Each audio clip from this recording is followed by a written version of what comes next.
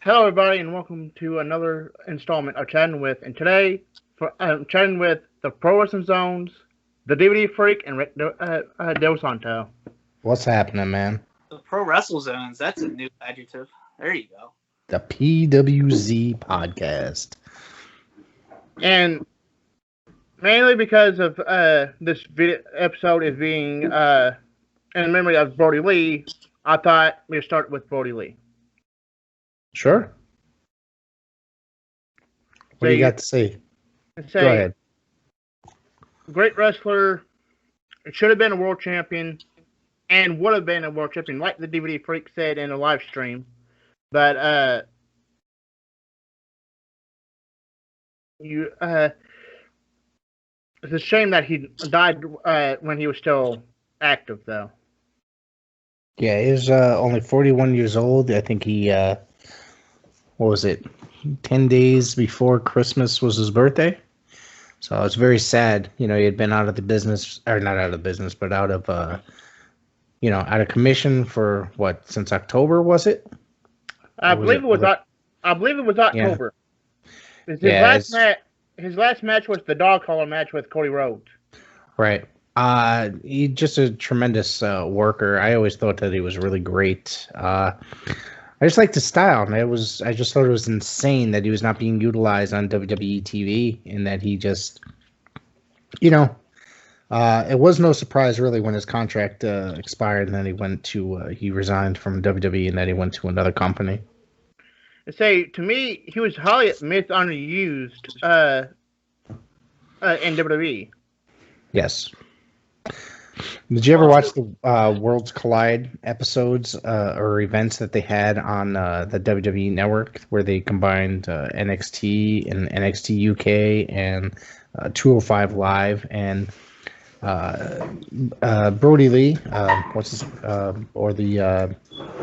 Luke Harper competed on those, and I was just, the fans were going crazy for him. They weren't bringing him up on regular TV. He had been working some house shows, but when he showed up at those events, the fans were going absolutely nuts for him. Freak, you have anything to say, Freak? Well, I think he definitely would have been an AEW World Champion. I think the biggest shame is, he had that great dog collar match. I loved it. I know Greg the Hammer Valentine put it over. I think he was in the crowd for that one. Yes, he was. Oh, wow. That's awesome. Yeah. He put that one over. Obviously, he's famous for the dog collar match. But, yeah, that was a great match. And honestly, if that's his last match, I'm good with that. But at the same time, I think he would have been AEW World Champion. Because if you look at the Dark Order, they had been the shits.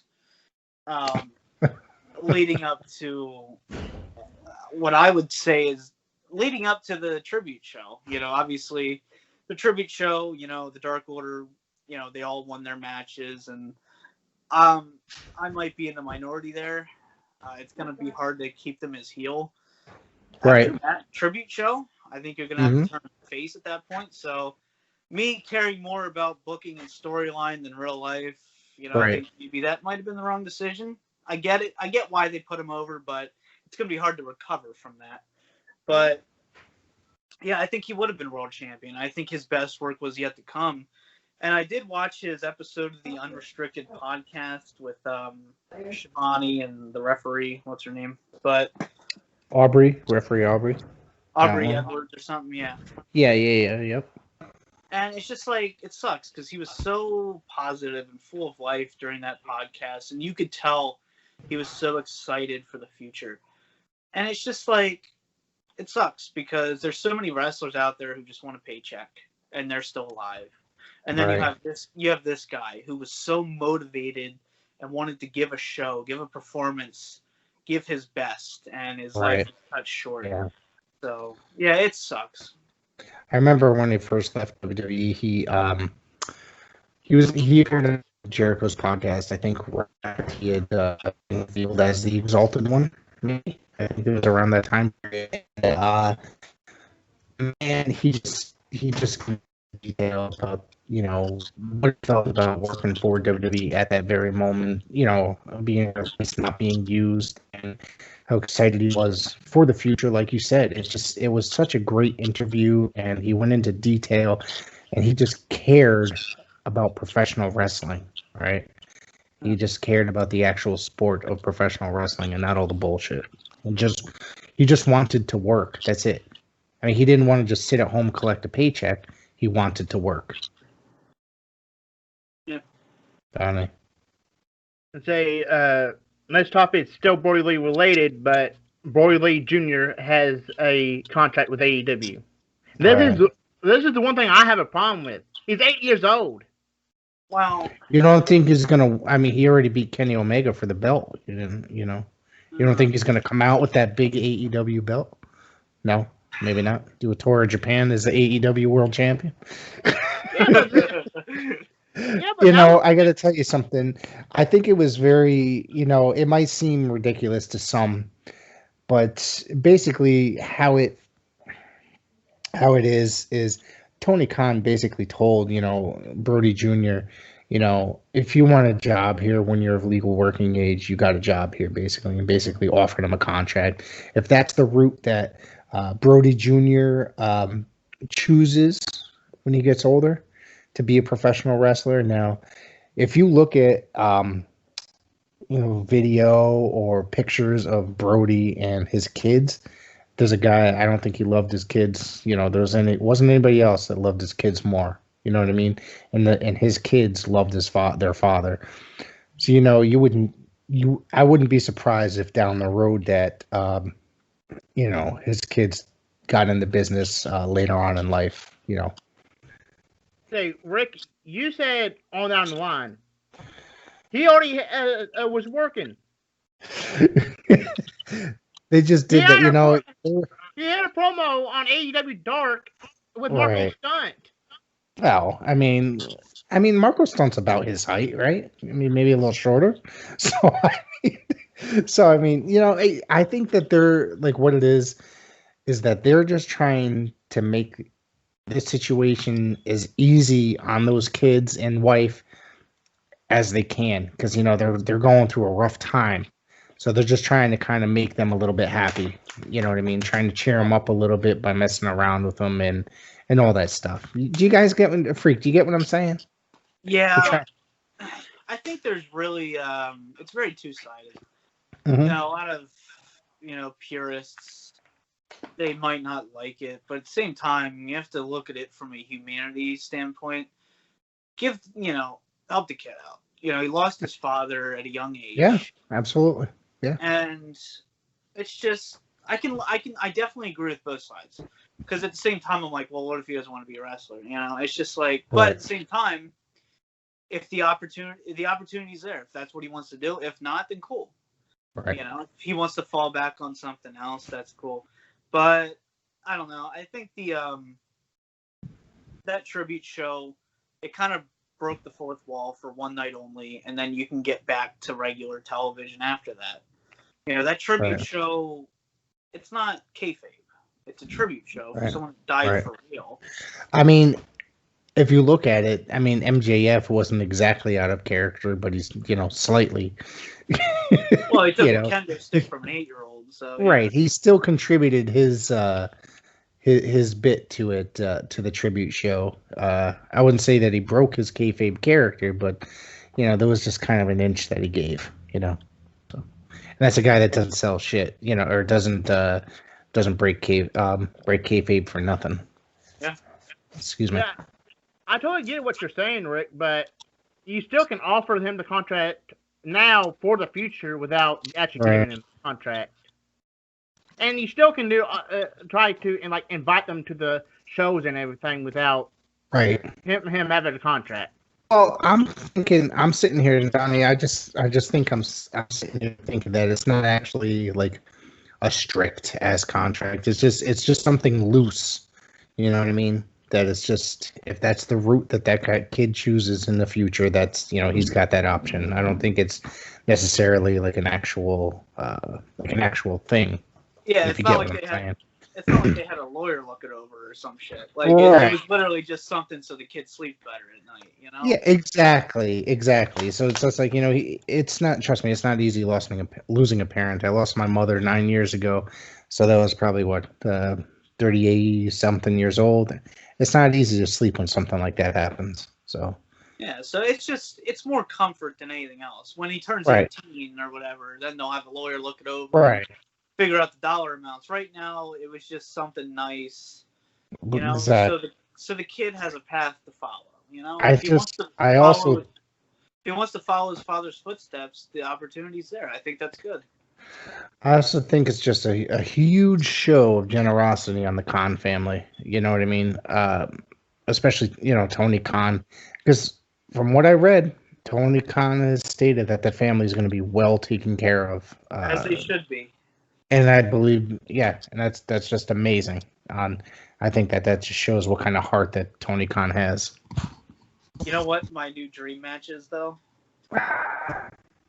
Nicholas Tony versus Khan. Brody Lee Jr. There you go. Wow, when are we ever going to see Tony Khan versus Vince McMahon? Oh, man, that would be... Dude, fucking... Oh, my God. If I was a betting man, I would say, if we didn't see Eric Bischoff versus Vince McMahon, we ain't going to see Vince McMahon versus Tony Khan. We saw it. Tony Khan Bischoff would be marking out, and then Vince would go for the roll-up. Bischoff won by countout. You know that, right? Yeah. or forfeit. I'm sorry. Bankruptcy on a pole match. That's right, man. What else you got, Donnie? It's a Raw Legends night. Oh, God. I didn't watch it. Well, I'm going to tell you, this is exactly what happened. I started it. The Miz and Morrison were on television. Literally fell asleep at 8:30. Woke up at 9:30. Had to run out to go get my daughter like normal. I got home for Keith Lee and Drew McIntyre, and I got to tell you, that match was phenomenal. And then the fucking end happened. So I missed most of Raw, with the exception of seeing Mark Henry, Sergeant Slaughter. Tatanka was backstage in his full gear, which sense to me.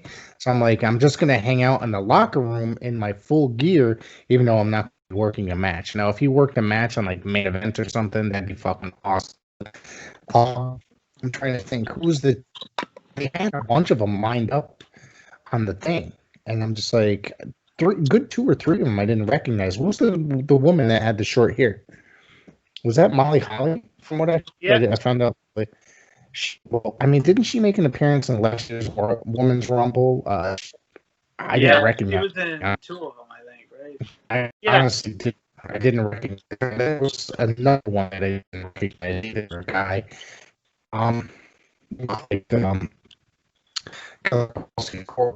So I have no idea what it was. Challenging Drew McIntyre. Please, for the love of God, Vince McMahon, go fuck yourself. Like, I don't mind why bring him back. I do. Honestly do. Struggle for ratings, and they struggle for, they had a very profitable year, probably one of their best profitable years, despite the pandemic. But Berg is going to bring a certain fan base. He is going to bring extra dollars. I'm not necessarily a fan of his, honestly, but we have to face the facts. He does bring in a certain fan base and certain demographic. I think good. I think we know already, due to my drunken live streams, how I feel about Dilberg. But yeah, I did see one segment from that entire show. I didn't think it was real. It was the Hulk Hogan phone segment. Oh my God! I watched it today. What was that? Like, you had to mention that. Let me ask you, was that the only time Hogan was on the show? You really had. I think no, he was on a second time. He was on. Yeah, he was on at when they were all lined up at the end, right? Okay. There was one time after that. And there was he was backstage with Jimmy Hart, talking to Drew McIntyre and Sheamus. Okay.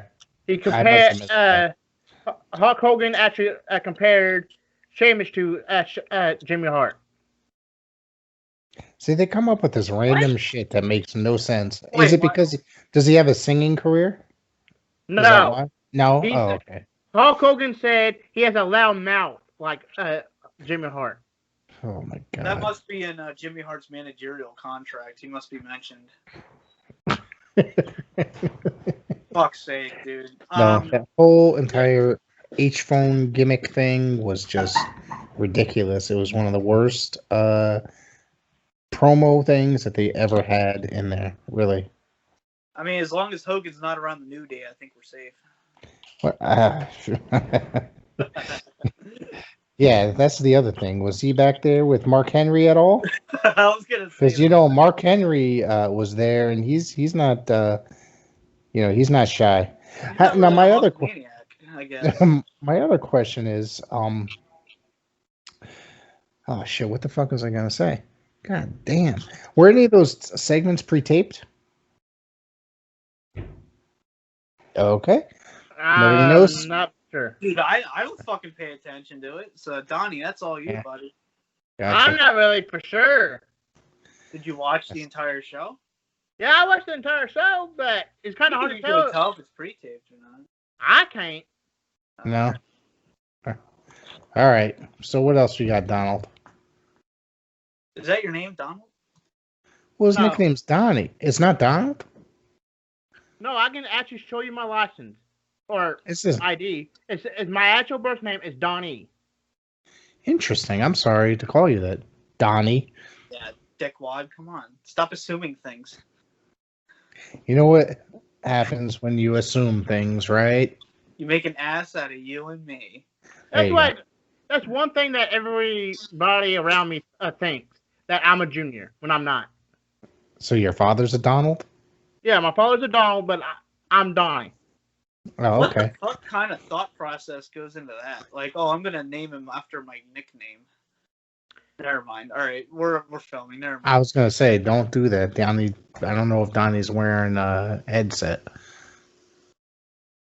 I wouldn't get into that, but that's a little bit too personal on that. Did anybody watch tonight's Impact Genesis show at all?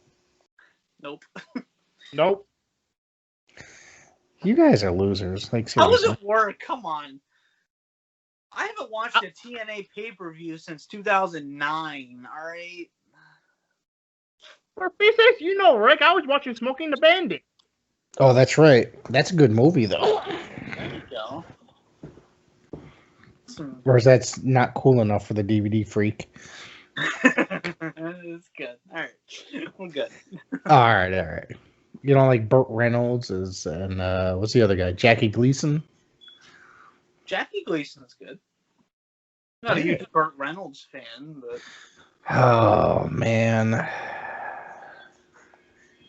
Hey, what's your thought process on your thought process on the Billy and Chuck wedding? Billy and Chuck? Yeah, the Billy and Chuck wedding. That's random. That is random, exactly. I don't know. Is that this month or is that June? Oh, don't say it. Let's not bring that to Donnie's channel. Let's not start. Yeah, he's from the South. We don't do that.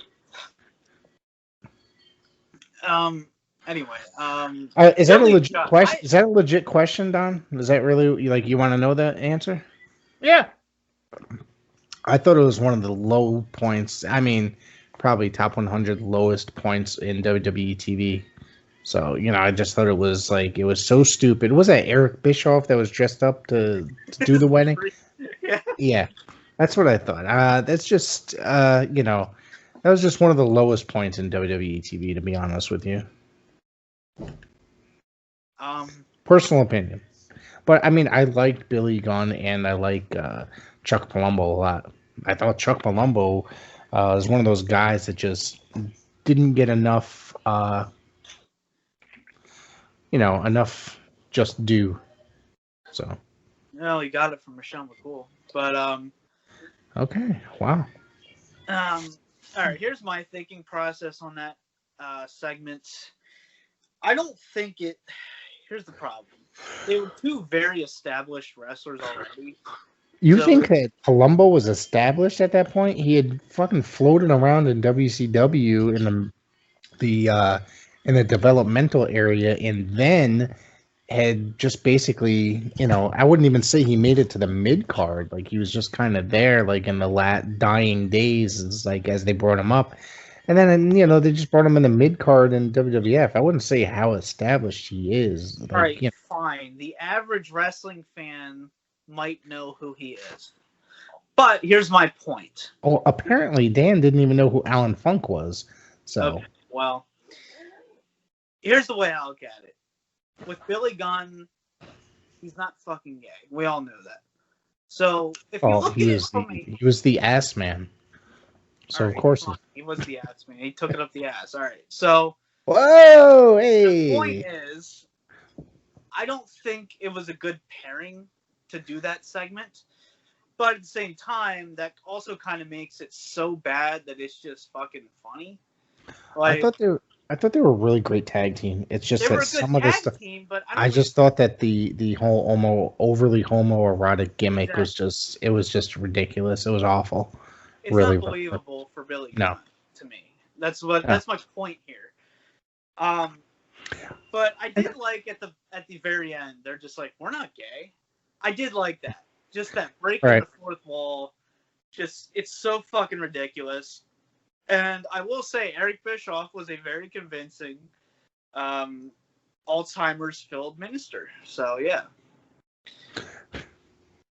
I thought it was a really good team.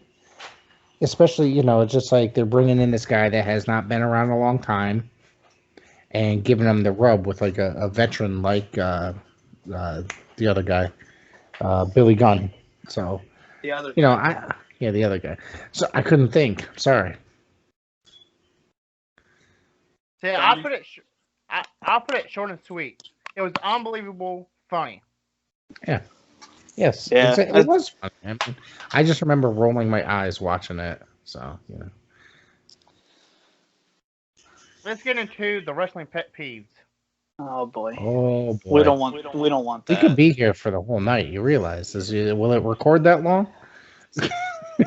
All right, well, here I got one for you, Becky Lynch. That is a big fucking pet peeve of mine.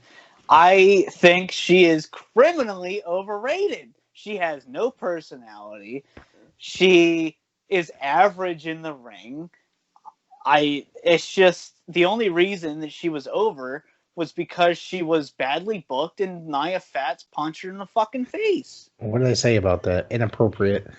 I think she's criminally overrated beyond belief. I don't really particularly care about her. I don't, we've joked around about her in the past, and she's not that good. To be honest, she's not. She's really not. It's just my opinion, but the fans react to her. And that's really what it's all about, is if the fans are reacting that way, the promoters, no matter who it is, Vince, the other guy, the other promoter, anybody, will see money. You know what I mean? It's a business. So, yeah. Exactly. It's definitely a business. So that's what you got to all worry about. And the fans react to her positively. I'm not a fan of hers. I find her boring and not that interesting.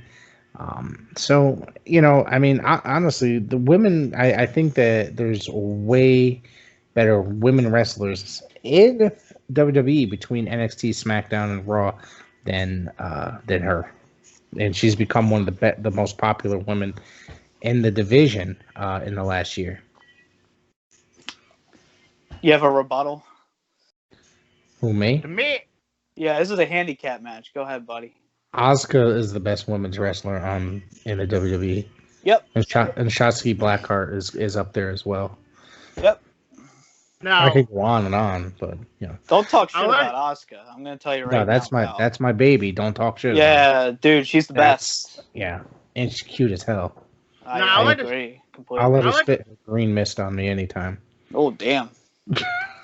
I'm the inappropriate one. I like to say one thing. We all have our different opinions on who we like and who we don't like. But can you see my whole head or no? I'm sorry, no. That's what she said. Like I was saying, we're going to like who we're going to like no matter what. This is true, Don. I just happen to like Becky Lynch and think she's a great wrestler. And that's fine. I mean, I've talked about who my favorite wrestler is, and nobody else mentions that. All right, let me ask you this, Donnie. Hold on, let Donnie. We didn't finish Donnie. Let Donnie finish what he's saying, and then we'll butt in. All right. And say what you were. It's her red hair. That's what I was gonna say. You're saying that she's a terrible wrestler and. No. I never said she was terrible. I said she was average. She's not very good. That's different. I said average. She's bland. You know what I mean? Exactly. Okay, a boring wrestler. Yep. Yes. You said that. You said she's a boring wrestler. Yes. Me and other fans would disagree with that. Modern fans would, yes. You know what those are called? Marks. You don't get it. Never mind. I'm sorry, Jimmy. I'm just busting on you. But in this, I just don't. We don't have to agree. Obviously, that's what is great. The great thing about professional wrestling, there's thousands of people you can watch on your television between all the different promotions. And, I just think that she's just one of them that I don't necessarily agree with. Go ahead. I'm sorry. Go ahead. This is what, and since you brought it up, and which I did as well, but this is what I have. Another pet peeve I have when it comes to fans. A lot of fans don't want to say that we all have our own opinion. They want to hate on you just because they disagree with you. Right. I think with anything there is a right or wrong, but I think that's more of. Honestly, I think that's more of a generational. That's more generational gap. It also does definitely. I think some things depend on when we grew up. Obviously, you guys are a little bit younger than me. And there's definitely some things that changed. Like a lot of wrestlers that I'm really huge fans of are from my generation or were stars in my generation. You know what I mean? At that time. But I mean, as far as like lists of today, it all just depends. I mean, this is not, we don't need to be like the IWC and just sit here and rip shit apart just because of somebody's opinion, basically. Unless you're, I don't fucking know. Never mind. Go ahead. Sorry, I didn't mean to swear on your show, Donnie. That's fine. There's just many other female wrestlers that I prefer to watch over Becky Lynch, and between Asuka and Thunder Rosa, the beautiful Thunder Rosa. Those are my favorite women wrestlers today. Let me ask you this, Donnie. Do you think Becky's capable of a 5-star match? Yeah, I do. I do. I'm having a heart attack. I don't think that's possible. Come on. I think the best she's ever had is like 3.5, and that's because Charlotte carries You're her. being very generous. Any time that she had a good match is because Charlotte Flair was carrying her. And no offense, Don. It's like I said, we're just having a discussion. Like you guys, obviously, JJ and this one, the DVD Freak, have told me how much they dislike. How much they dislike the Thunder Rosa. Or maybe not dislike, but No, I like her as a worker. It's just the other aspect. I think that she's phenomenal. Yeah, she's got a really nice bottom as well. Oh shit! Sorry, I shouldn't be talking about that. But you need a minute over there. You need to go to the bathroom for a few minutes. Hang on a second. I'll be right back. All right. But in seriousness, dude, it's just I don't. You have to look forward to seeing one of those people on television or in person. And Becky, it's like me and the fucking Street Profits. Every time they come to my television, I want to change the channel. They make me want to blow my own head off because I cannot believe that their gimmick is obnoxious. And the whole Becky Lynch thing is now, mind you, I can definitely tolerate them a hell of a lot more than I like the guys I just mentioned.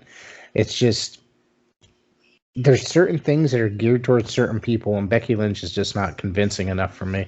You have to look forward to seeing these people on your television, and she's just one of them. Donnie, do you have a Becky autograph? No. Do you want to buy mine? I'm serious. It was free. I didn't want it. Do you want it? Depends on how much you want. I want for it. Make me an offer. We'll do this all. $20. $20? She's worth more than that. Come on, she's over as hell. Oh, come on, Donnie's she's over as hell, man. Yeah, it's somewhere around here. Ask Seth how over she is when he's bent over. Sorry, that was bad delivery. I'm sorry. Anyways, all right, another wrestling pet peeve. This is like, I think my number one at this point, mainly because of my channel, is people who don't understand. Let's say somebody was born in the year 2005. That means they grew up with like 2000, like PG era WWE. So they don't understand what good wrestling is. So I have to argue that. I have to argue that before you go further with PG era, when I was growing up, the pro wrestling. No, I just meant the content. Right, WWF was geared towards children, so it was a very PG and cartoon-like aspect. And this thing just doesn't make sense to me when people say, I don't like the PG era. It's, there was a lot of good stuff. It's just there was a lot of garbage as well. People want shitty attitude era back. Go ahead. I was using it as a reference, as to time. 2000. Refer to this. 2008 to 2016 is my primary. That's just the era that it is, unfortunately. Yes. Okay. There's a big difference between Golden Era, which was PG, and the PG era of WWE. Of bad booking, shitty storylines, shitty matches. Yes. I don't think wrestling in WWE has been good since around the early 90s. It might be the storylines were kind of shitty. That doesn't mean the wrestling was bad. I mean, there's just certain things that don't convince you to watch it, and I get it. It's geared towards certain people, but the PG era is very profitable for them as well. Well, I don't look at business. I look at match quality. Personally, it bothers me when people put over shitty wrestling just because they grew up with it. Yeah, well, you have a point. I can no longer put over ECW. No offense. Sorry, buddy. Sorry, Don. Because I'm sitting there and a while back, a few months back, I had this guy, Malcolm, on PWZ. He was he used to own a record store in the area. I used to visit him, and I knew he was like friends with some ECW guys, and so he used to go to ECW shows, but we just started discussing ECW at the time. It's like when they first started, they were really good, kind of independent, kind of Shotzi, like local indie kind of level. Then they progressed to like a really good like indie, but then it just probably like, I don't know, 96, 97, maybe 98, they just started to get really trashy. And then for the next 3 or 4 years until they closed, it was just garbage. It was trash. And I'm sitting there now. I know that when we went back and reviewed PWZ episodes of ECW for PWZs, like some of those later ones, some of that shit is really intolerable because of the angles that they had going on. It's just over the top, dramatic, and trash. Like the angles that they had going on. It's sleazy, if you get what I'm saying. I think the best way to describe, to your first point, there's a big difference between Eastern Championship Wrestling and Extreme Championship Wrestling. Right, and this is like, even when they first became Extreme, they were still pretty decent for a couple of years. You know, it was kind of like a slow fall, but yeah, but it's like, and then that's when people, like in the sleazy eras, when people were like really into them, and I'm saying like, and of course when I was younger in my 20s, me and my roommates used to go to the shows and travel around. This is awesome, but the talent they had sure was great. But the shit they were doing in the angles was just sleazy as all hell. I think the best way to describe it is guilty pleasure. Yeah. It's like a bad movie. It's a guilty pleasure. I love a lot of ECW, but I can admit it's It's garbage. It's not wrestling. It's not None wrestling. None of it is anything different. Some of the angles are nothing different than what's going on in the Attitude Era, and but however, a lot of the wrestling is somewhat better. It's like Japanese deathmatch wrestling. There's some times where I'm in the mood for that, but I can admit that's not wrestling. That's something completely different. That's another thing is when I was younger, sure, when the FMW tapes are coming out, the IWA, all that shit was coming out commercially, and I used to be able to get it here, and then you just sit here, and then you realize, holy shit, this sucks. When Cactus and Terry were doing stuff like that, it was different than what happens today in, like, say, Game Changer shows or whatever the fuck have you. There's one thing that we can all agree on. No matter what promotion, no matter what year, there's going to be good and then there's going to be bad. Right. And to take a quote from Edge, you had to find what's good through all the bad crap. I'm sorry, repeat that last part, bud? You had to find the good through all the bad crap. Yes. Well, there's a lot with WWE, it's like finding a fucking piece of hay in a fucking needle stack. So yeah, man. Sorry, Danny's texting me about his NWA stuff. We don't got Danny on here. I think JJ said he was getting off early, so I mean that might mean something else for him. Yeah, but he lives in Central Time, so I don't know if he's even. So no, nobody got that joke, but all right. Oh. Yeah, there you go. Anyways. Well, this one might be a very interesting topic, especially for you, Freak. Oh, God. What's the possibility of CM Punk actually returning to wrestling? He'll return to wrestling, but I don't think he'll ever wrestle in a WWE ring.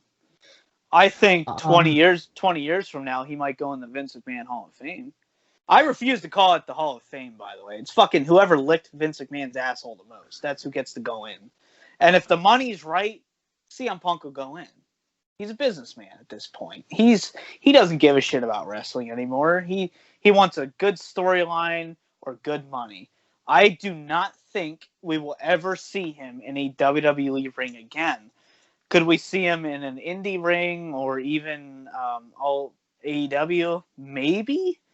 But he doesn't need to. He's rich. He has a hot wife. What more do you need at this point? Honestly.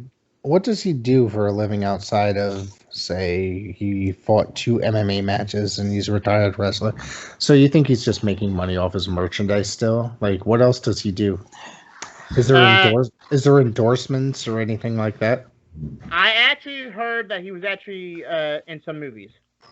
That's true too. Yeah, the horrible Netflix movie he was in. That was great. Oh, I never watched that. I should probably get to that at some point. Just don't, please. All right. I like bad movies.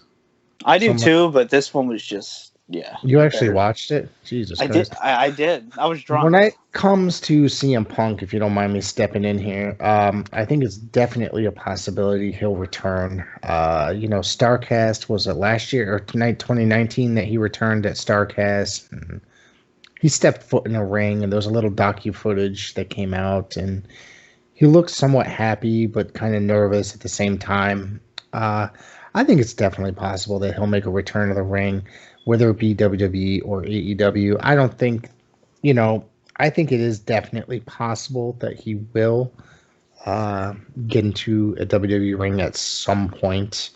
We all thought that definitely could happen. When he signed up for that WWE Backstage on Fox, but they ended up getting canceled. But that was he had a Fox contract with that, so technically, I guess on the technical level, excuse me, he could have signed for that and then signed a AEW contract or something like that. Anything is really possible with him. Follow-up question on, is there any dream matches you have for CM Punk if he does return to wrestling? Any dream matches? I wouldn't say dream matches. Okay, matches that you would like to see. I'd like to see. I mean, because I know they've wrestled each other before. I like to see him and Bryan one last time. Yeah. Because those two, I know they've wrestled each other all over the place in the indies and all that stuff. I like to see them one last time. What about him and Joe? I've seen them before too, plenty of times. Ring of Honor and did they wrestle IWA Mid South together? Maybe. Why not put him in there with them? Him and Tommaso Ciampa would probably be amazing. Gargano? Him and Gargano would probably be really good. I'm trying to think of anybody else in NXT that would be really good. Why not him and Cameron Grimes? Grimes is phenomenal. I'm trying to think of Killer Cross. Yeah. I'm sorry, I'm not used to calling him Karrion Kross. I can't. Yeah, I've never even seen Karrion Kross once. So yeah. Well, he made his. He's only been. Yeah, I know him as Killer. I know Killer Kross. Yeah. That Karrion bullshit. Yeah, no. Yeah. I'm trying to think of one more in AEW or something like that. But I can't really think offhand who I'd like to see him against in there. Well, he's like in his 40s now, so dream match is not a possibility anymore. I think that is a very big possibility that he can actually come out and do something. He could do something, but he's not in his prime. Right. So I think maybe Okada could get a good match out of him. Okada's the best wrestler. I wouldn't be surprised if he did a Japan tour. I mean, I couldn't say anything more about Okada. He's the best in the world. All right, you guys keep talking. I'll be right back. All right. Like you said, I'd like to see Bryan, maybe AJ Styles again. I know they've wrestled before. And if you want to go more modern, maybe Finn Balor, fuck it. Kenny Omega, I think could be great. So, I mean, there's a lot of possibilities, but I think he's at the age where he's not going to be in his prime. So someone's going to have to What? I don't know. I missed all of what you said, but him and Omega would probably be good. I said that. Him and Adam Page. What do you think about that? Yeah, that could be good. Yeah. Yeah, that could be good. I think Adam Page is one of the best workers out there today. And there's also there's another guy in AEW that's similar to that. Okada could be good. Come in here. Just say hi. Say hi. All right, go ahead. All right, go ahead. Oh, yeah, show him. Too sweet. No, you're not doing it. Get out of here. All right, go. There you go. Yeah, now my 5-year-old is a huge Bullet Club fan. So get a too sweet chant out of him. Yeah, he's going for it. Say, I'm just going to throw another person, AJ Styles. Yeah, I said that. Yeah. I must. Well, they've faced each other before, but I think a modern day AJ Styles could still carry Punk to a really good match. So. Well, he kind of carried Undertaker. No, we're not gonna. No, Boneyard match was shit. I don't want to hear that. That was not a match. That was a cinematic. That was a movie. That wasn't a match. It was, to me, way I look at it. No offense, we're going to kind of disagree. It was a match and a movie. It was a 10-hour shoot. It's not a match if it's a 10-hour shoot. There's a difference between a match that's one giant string of events. You can cut out what you don't want in a cinematic match. It wasn't that. We're talking the Boneyard AJ match. Stuff. Yeah, we're talking AJ Styles. That's not a match. That's a cinematic. It was a 10-hour shoot. Like I said, you can cut out what you want. You can take a breather in between. Right. AJ Styles can't carry The Undertaker because that was not a match. That was a shoot. That was a movie. That was whatever you want to call it. That was not a wrestling match. And I think it's embarrassing that was his final match, personally. But, all right. I don't like cinematic matches, as you can tell. Me neither. I hate them. However, they're bullshit. Given the circumstances, I understand. But still. The Money in the Bank should never have been a cinematic match. That was embarrassing. That was awful. That was ridiculous. You're talking about AJ Styles. Now, I got a gift, a late Christmas gift from one of my kids today. You ready? My son gave me antibacterial wet wipes of AJ Styles. There you go. so I thought that was really comical that he gave that to me. I didn't even know that existed. There you go. Yeah, me neither. But his mother knew that I was a huge AJ Styles fan when we were together back in the day. So who isn't? My phone was just ringing, and it's Danny Bryant calling me. Would you like to add him to the chat or no? Fuck it. Yeah. You good with that? If you want. Go ahead. All if right. You want. All right. You guys talk while I'm getting him on there. Where is the button? I guess. Oh, there it is. Okay, go ahead, Don. Say, Freak, this is one thing I had to agree with one cinematic match alone, and that's the Edge versus Randy Orton from Backlash. They said that was hated pretty that. I hated That's that. not Is that the last man cinematic standing match? No, that was WrestleMania. He's talking about Backlash, the greatest match of all time. Oh God, that was a bunch of garbage. Yeah, that was. You know what I think is hilarious? They call it the greatest match of all time, but they didn't vote it the best match of the year. What a bunch of fucking retards! Like, how retarded can you possibly be that you say, "Oh, it's the greatest match of all time," but they said, "Oh, that's number 3." Fucking morons! They're idiots. Fuck the Slammies. I'm getting heated now. I'm getting heated.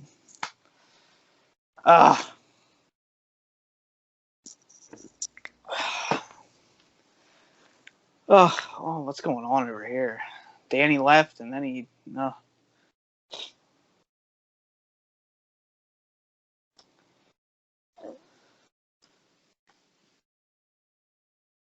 You should probably just stop the clip and then start another one. Oh, well, never mind. Here, buddy. I'm here, buddy. Okay. I'm All here. I just told him to join. Here he is. Yeah, it's getting heated over. I'm getting pissed off. All right, here we are. Hold on. What else is new? Hello? I'm going to be in and out for a second. All right. Dan, we can't see you. Oh, now we can't see Rick either. Hold on. I can't see you guys at all. Oh, I think. Don't worry. I'm just ranting about cinematic matches. All right. You guys hear me? Yes. Yep. All right. So we can't see your all pretty. We can't see your pretty face. all right. Well, good news. Oh, are we There he recording? is. Oh, boy. Oh, look at that nose. All right. So, Rick, good news. We got a spoiler alert right here, right now. Dude, Well, we're recording, pal. All right. Well, whose channel is this going on? Donnie's. All right. I might as well do this for Donnie's channel. Ladies and gentlemen, on behalf of the Pro Wrestle Zone podcast, this coming Wednesday, 8 p.m. Eastern Time, Chris Harris. Former NWA World Tag Team Champion. Oh, man, I'm looking forward to that. And I hope to jump in on that if I have that off. We'll find out this week if I'm available. So that'll be fucking awesome, man. I'm watching some TNA right now, actually. Oh, man. I just got the confirmation from his wife, who basically handles all his bookings. She was like, yep, 8 p.m. works fine. Just send me all the Skype info, what we need to set up, and we'll be ready. I'm like, all right. So I literally just sent her a screenshot of my Skype info. I was like, send me a screenshot of his info, and we'll be all set. That's great, dude. Former NWA World Tag Team Champion. Now let's get James Storm on our show, man. We should call him up. So get on our show. Donnie, I hope you edited all this out, pal. If I knew how to edit better, I would. I'll get it and then send it back to you tomorrow at some point. I don't know, maybe. Anyway, new topic, I guess. You could have a spoiler, whatever. I'm too heated on the cinematic matches. We have to start. Oh, the cinematic matches. I got to tell you something. As far as cinematic matches, It's not just WWE that's doing them because Impact started doing them too. I don't know how much does Donnie. Do you watch Impact at all? I used to. Well, a lot of people say that. That's why there's only when they're recording or when there's actually fans. That's why there's only like 100 people in there. So, anyways, they ran a cinematic match at one of their last pay-per-views. I was not picking my nose; I was itching. EC3 and Moose. I thought it was actually quite entertaining. It was very dark and doomy and somewhat scary, but they also did another cinematic one between Ken Shamrock and Sami Callihan. Now I love me some Sami Callihan. This match fucking sucked balls. So I hate cinematic matches, man. Okay, I need everyone else's opinion on this. I was ranting about this, but we're going back to this. So you have the greatest wrestling match of all time, Edge and Randy Orton. Okay, but here's the thing. These people are so fucking retarded that when they had the little Slammy Awards and all that end of the year bullshit, they didn't rank that match number 1. They ranked it number 3. But it's the greatest match of all time. These people are fucking idiots. They're idiots. How can you say it's the greatest match of all time and not rank it number 1 of 2020? These people are fucking idiots. I can't take it anymore. New topic. I can't do it. Everything about 2020 is fuck logic. So, I'm totally clipping that part as the promo for this show. I'm clipping it's that part bullshit. and focusing right on you. No, you're right. You're 100% correct. I didn't even watch the Slammies because, first off, it was on during the day on a weekday when I was working. So I'm just like, I'm sorry, I'm catching up on my New Japan during the day because it fucking airs overnight. So I was like, there's no way in hell I'm watching this shit. But... Okay, you have it right here, right fucking here. It says greatest match ever. Ever! And yet it's not the number 1 match of the year? Like, that's automatically saying, back in whatever fuck month that was, May or June, whatever the hell that pay-per-view was, that's automatically saying, hey, no matter what, this is going to be number 1. And yet, they rank it number 3. And number 1 was the Boneyard match? I'm done. I can't do it. I need a beer. I'll be back. Boy, he's pissed. You think he was watching WWE or something? Jesus Christ. So, Don, you ready for this episode, man? It's a pretty good one, right? Yeah. I was not actually expecting this. How long are we in, Don, so I know? We're almost 53 minutes in. Gotcha. Jesus Christ, man. I'm going to have a heart attack. My blood pressure is just...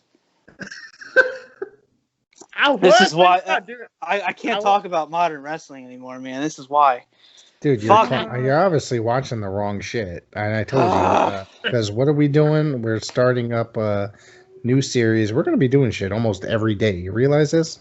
At some point, between the group that we have of people and Dan getting his fucking hot ass interviews. So... and I don't know where this is coming from. I got a hot streak coming on, so we got a lot of really great talented guys working the podcast. Sometimes we're recording 2 to 3 fucking episodes a day between all of us. I mean, this is pretty fucking crazy, man. We're doing really good and we're creating little blips. So, and while we talk about the group here, I might as well just advertise for tomorrow. So tomorrow for the Pro Wrestle Zone podcast, myself, DVD Freak, and JJ Sins will be going over ECW House Party 96. So stay tuned for that one, guys. Yeah. Watch out. That's going to be a barn burner. All right. So. All right, Donnie. Hold on. Let me call Dan out right now while I got this. Oh boy. Dan, I was listening to the Greed review, and I just talked to Freak about this. You messed up in there, man. There's an error in there about you guys are talking about Kwee-wee. Kwee-wee? We need a Kwee-wee. Did you hear about the Kwee-wee count?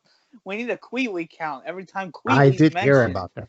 We need a Kwee-wee count. I realized that Kwee-wee was not Lodi. It was Alan Funk. heard about that? 100% sure. Alan Funk was a guy that worked on Saturday Night and Worldwide stuff. Like, What no. what did Wikipedia say? Dude, trust me, I know, because they were both in the same promotion at the same time, and they Alan Funk is noticeably smaller than Lodi, so not to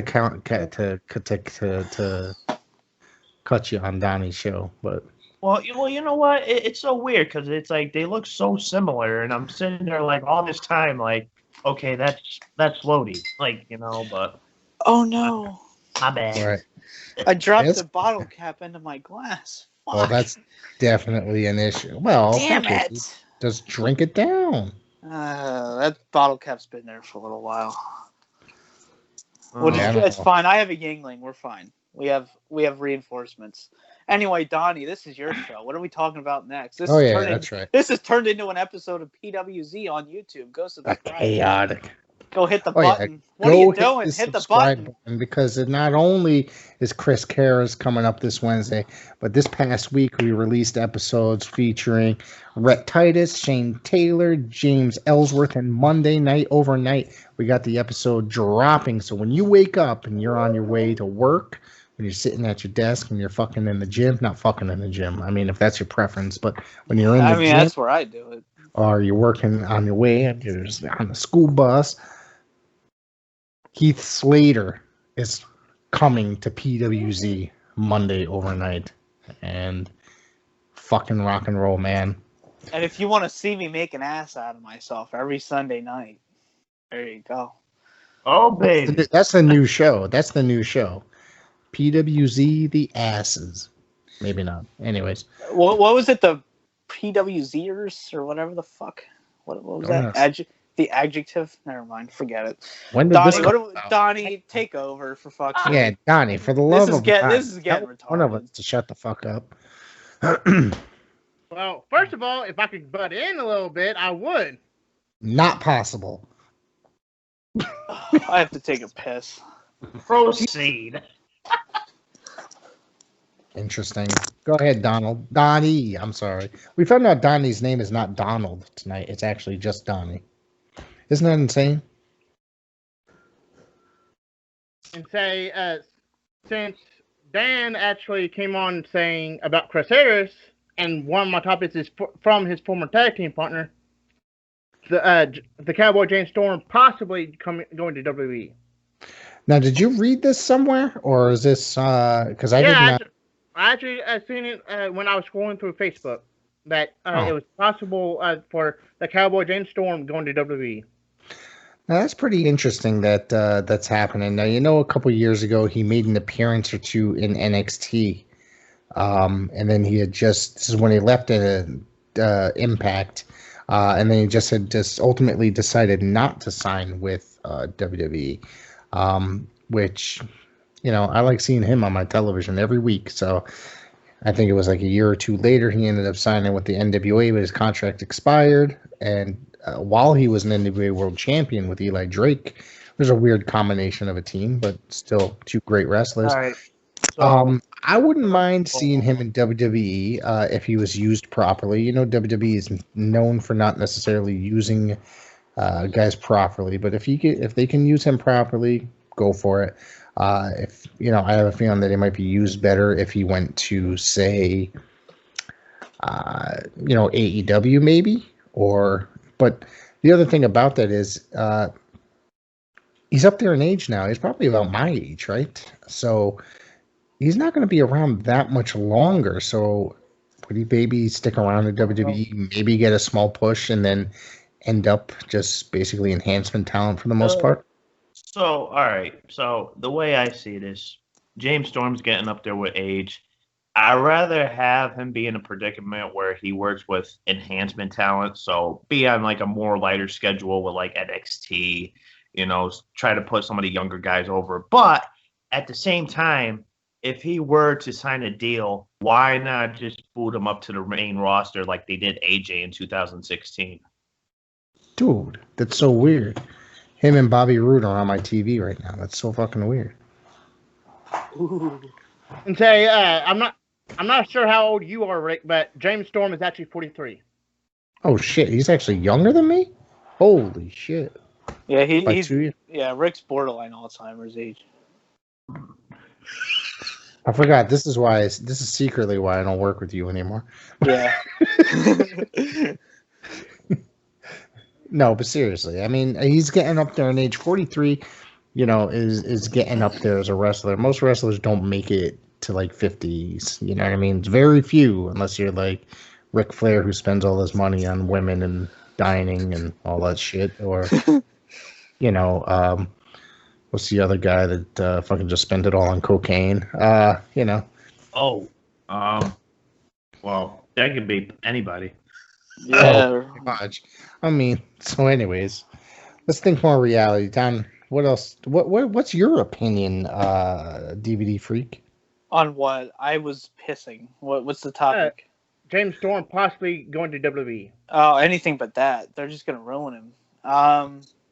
Agreed.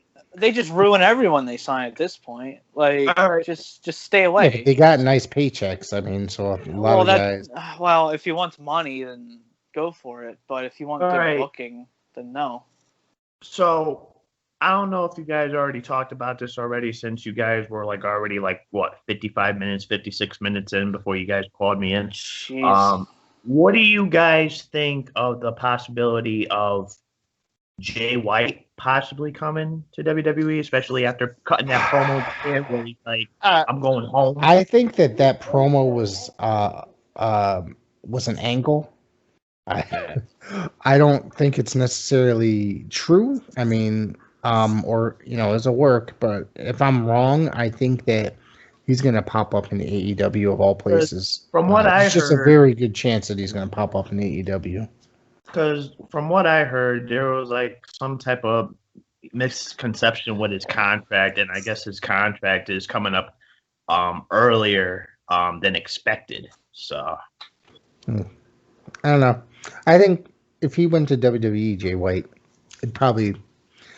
I think that he should go to NXT. I think it's better off suited for a lot of guys to go to NXT.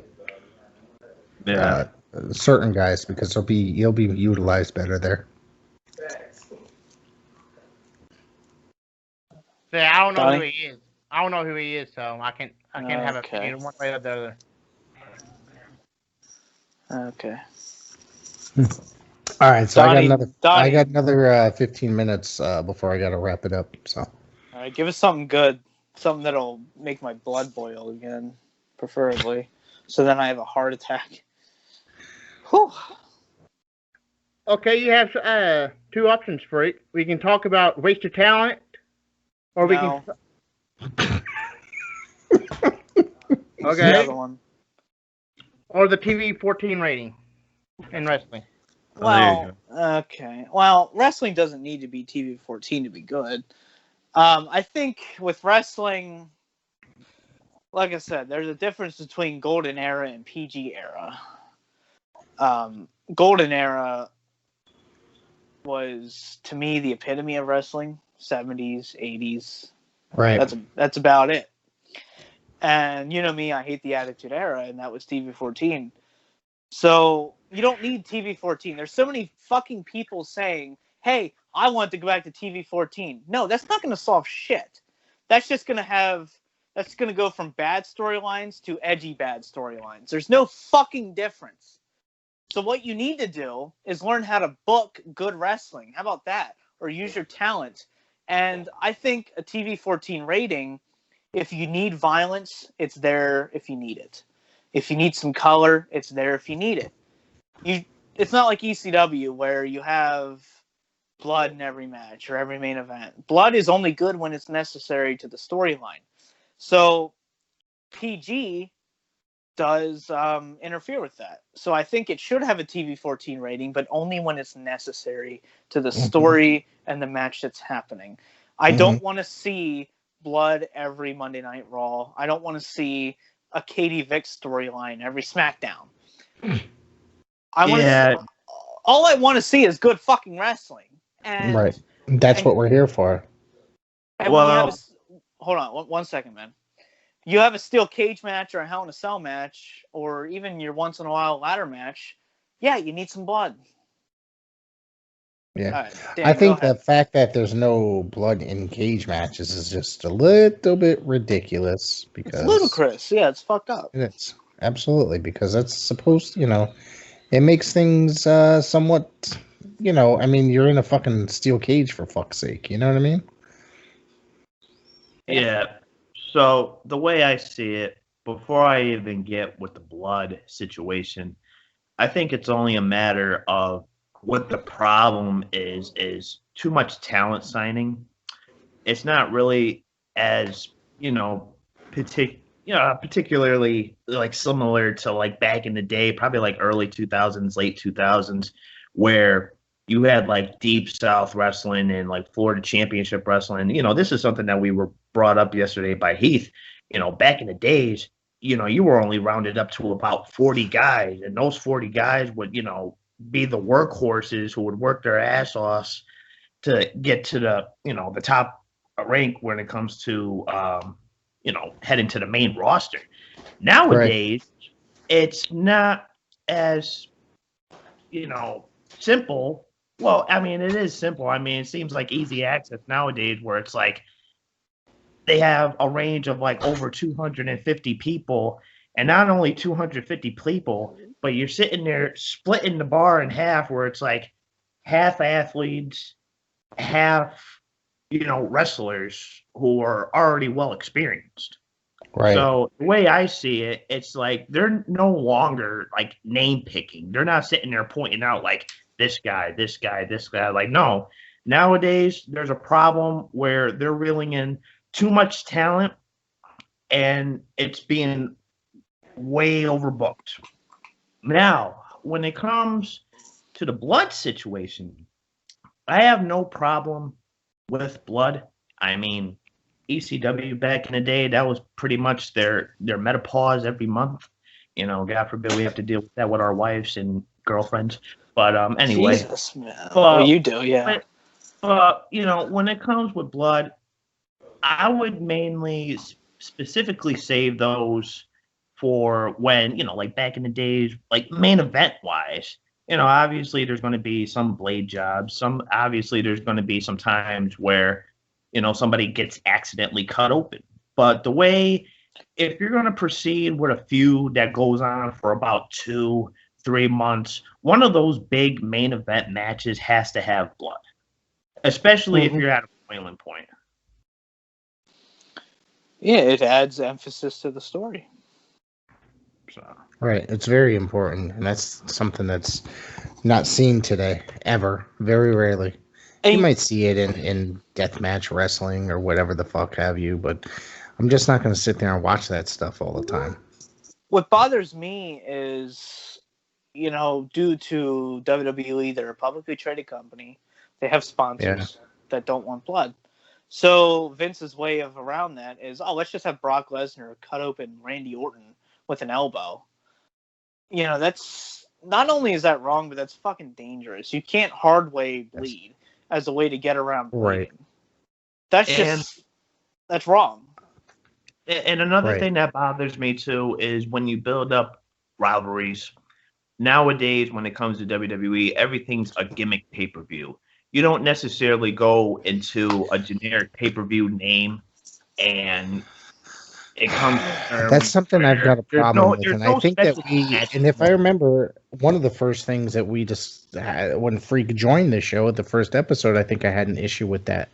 That was that Extreme Rules, the horror show, and then it's like, how could you just say, "Oh, I hate you so much. I've never wrestled you before, so we're gonna wrestle in a steel cage." The steel cage is supposed to be the fucking blow off. It's ridiculous that they're doing this, and they're just not. It's just because they have that scheduled every year in December that all of a sudden they're just gonna do it out of nowhere. It's fucking ridiculous. Well, no. Another thing that gets me off guard is when you do specialty matches, they're no longer surprises. They're no longer, these type of matches that get announced and you just want to expect it out of nowhere. Nowadays, upcoming pay-per-views, like if you have a Money in the Bank, all right, we're going to get like 3 or 4, like 2 or 3 Money in the Bank matches. Or when we go to, the Hell in a Cell pay-per-views, obviously it's going to be booked around Hell in a Cell. It's not going to be like one of those generic pay-per-views from back in the day, like Backlash and No Mercy. And it's like, oh, we're going to have the Hell in a Cell. But this ain't a gimmick pay-per-view. This is a gimmick match. So the way I see it, when it comes to specialty matches, that's what blows. Just not, it's not worth watching because it's something that we're already going to expect anyway. Okay, so if we're going for a recent example here, I think I ranted about this in my fucking something I did. But you had Sasha Banks and Bayley. This rivalry has been building for like fucking 3 years now. For 3 years now. It was a good match. I gotta tell you, it was the best match of that pay-per-view, in my opinion. Here's the problem. That was the first match that they had. Huh? The Hell in a Cell. That part is true. Hell in a Cell, steel cage. Yeah. Even like hair versus hair was used for blow-offs back in the day. That should be the third or fourth match in a series, a pay-per-view series. You cannot sit there and tell me, oh, yeah, their first match is a Hell in a Cell match. Okay, yeah, that's it. That's the blow-off. Okay, cool. No, they have to have a singles match that ends in a screwy finish, like a DQ or a count-out. And then you build to something else that's a little... It's supposed to be a hill. You're going up the hill, and at the top of the hill is your gimmick match. Right. Yep. And it's just like, I miss the day when you didn't know when the next Hell in a Cell match was, or the next Elimination Chamber match was. Like, oh, I can tell you when the next Hell in a Cell match is going to be. It's going to be next October, and that's fucked up that I know that. You should never know when the next Hell in a Cell match is going to be, because that's supposed to be the biggest rivalry blow-off of the year. And instead, we're just going to throw 2 people in there because we have to, because they expect us. It's bullshit. I hate gimmick pay-per-views. I hated them in 2009 when they showed up for the first time, and I still hate them now to this day. Fuck them. Jesus.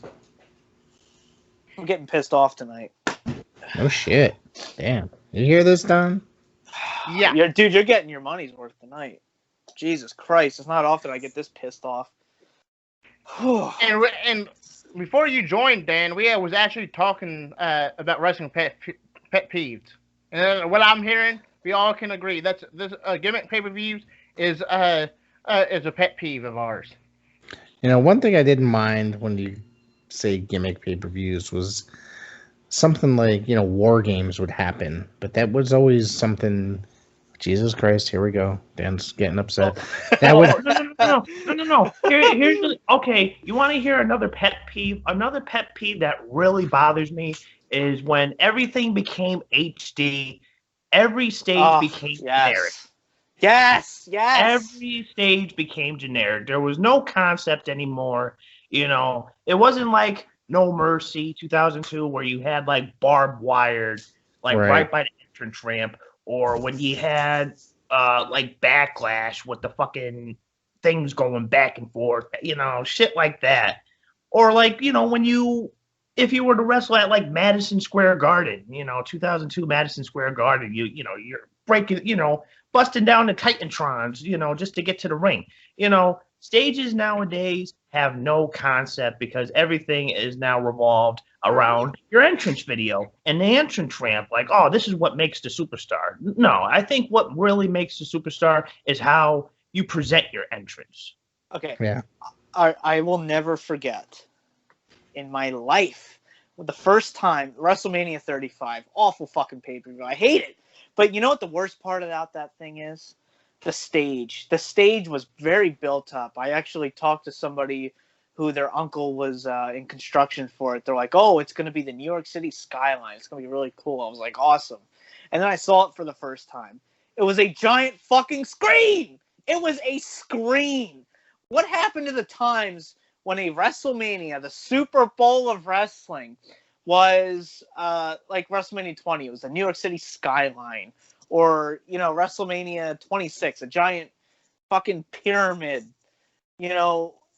What happened where did they go wrong when they're like, all right, what should we do for WrestleMania this year? Let's make it a screen. We'll make it a curved screen. Fuck you.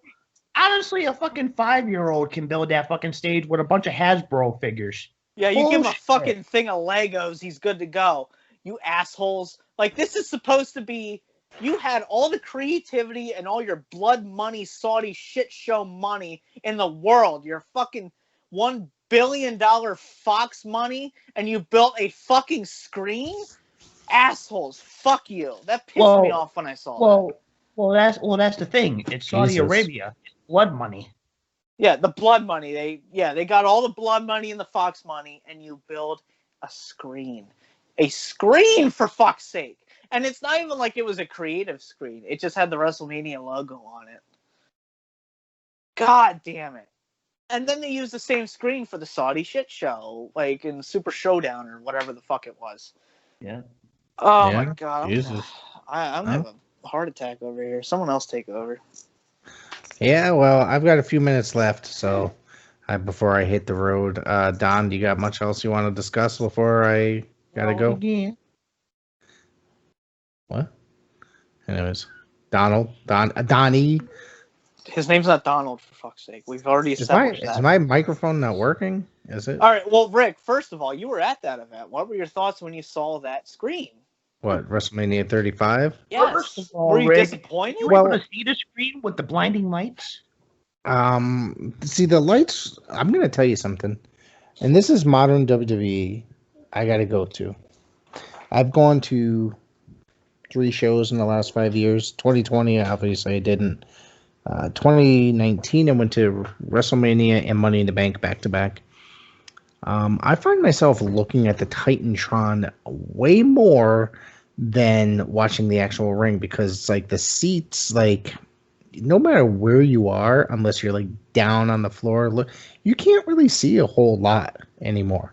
Yeah. You know, for WrestleMania, mind you, they book something like 80 to 90,000 people, if not more, in these gigantic arenas, like football stadiums. So, mind you, I was watching the fucking screen the whole time because I couldn't. But I got some really cool pictures because the wrestlers would come by and they were going to the dressing room right there. So I'd see FTR and I don't know, some of those other people, you know. Dan, can you settle an argument for us real quick? What are your thoughts on Becky Lynch? Let me just take a guess. You're right. No. Don't, no preconceived notions here. Dan, what are your thoughts on Becky? Wow. Jeez. I don't know. Sorry, the Dom. way I see it, I don't know. I mean, I'm not really a big fan of her. I mean, I think the only thing that kills me is her promos. Like, I have no problem with her somewhat in-ring ability, but you like her accent, don't you? Me trying to be over with her, it's like I can't take her accent seriously. So when she tries to be serious while cutting a promo, I'm just like, I can't. Does she make you want to go for a wank?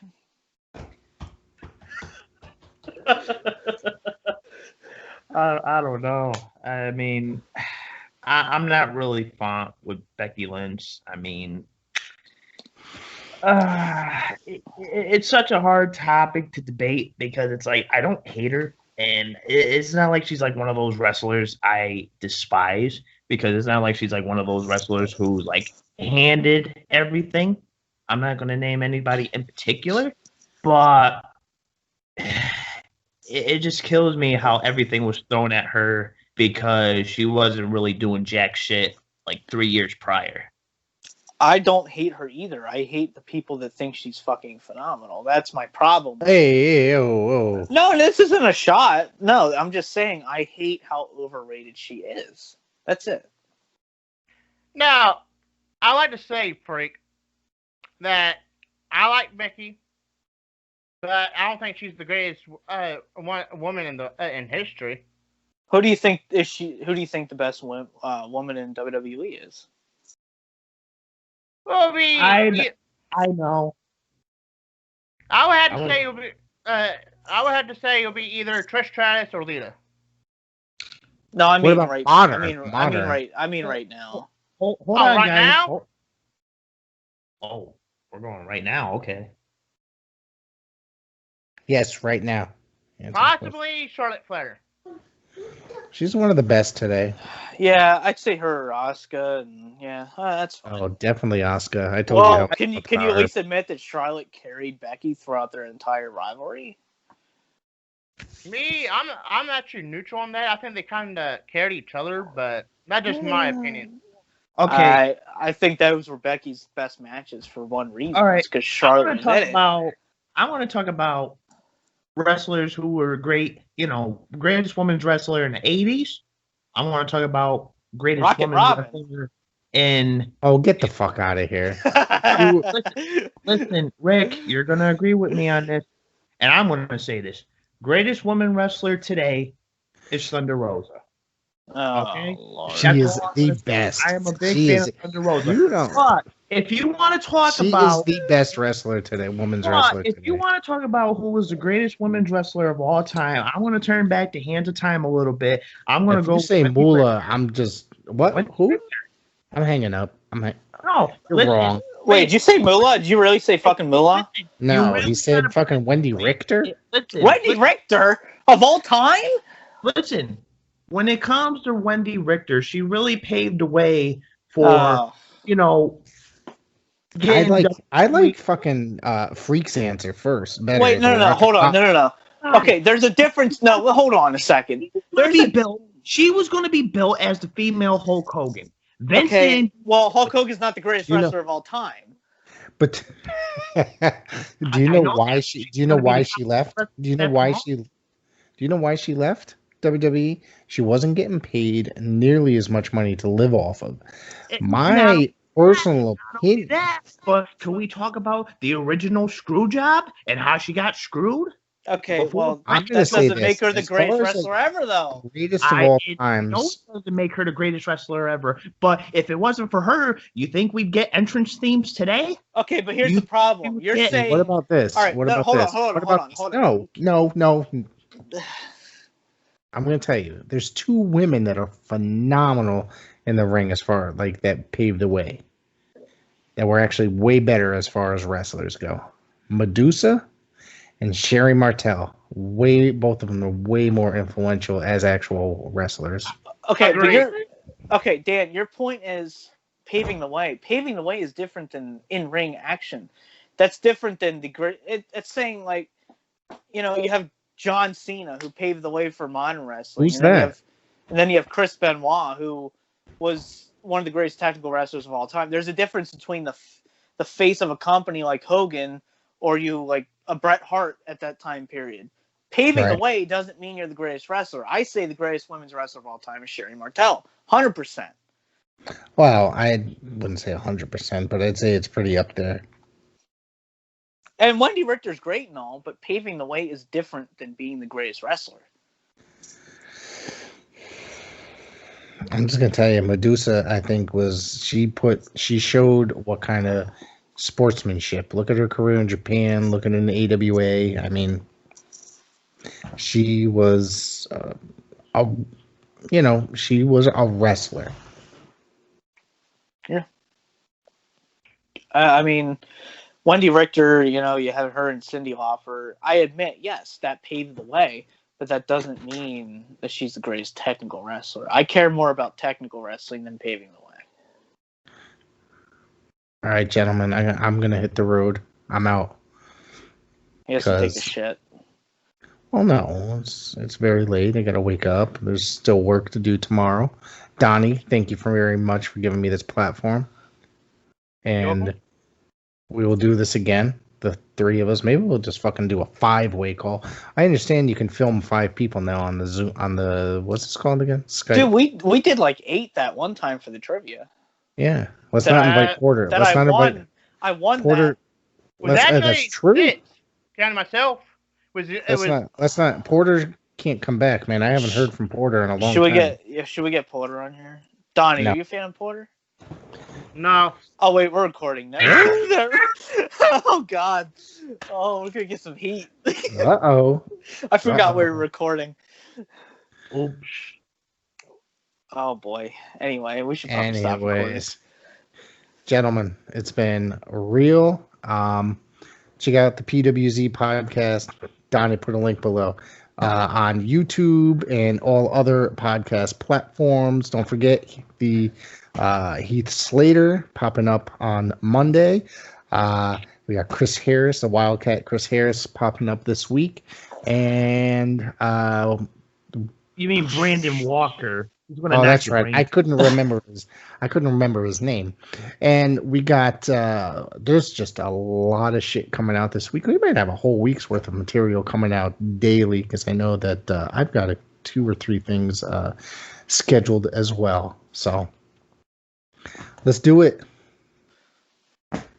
Anyways, you didn't do it, Donnie. Jesus Christ. Come on, dude. There we go. All right. Yeah, you can hit stop.